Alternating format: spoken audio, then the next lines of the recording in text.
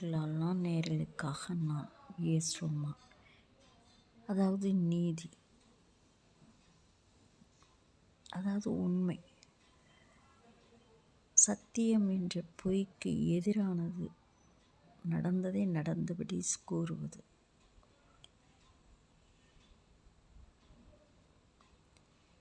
காலத்தால் அழியாத ஒன்று.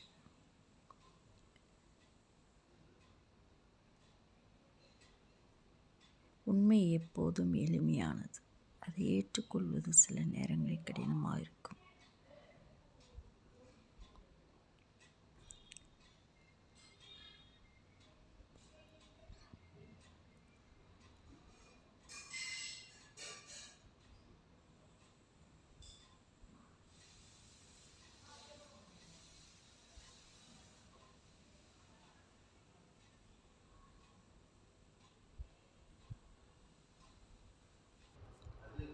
நேர்களெல்லாம் நேர்களுக்காக நான் விஎஸ் ரோமான். நெய் பற்றி பார்க்கலாம்.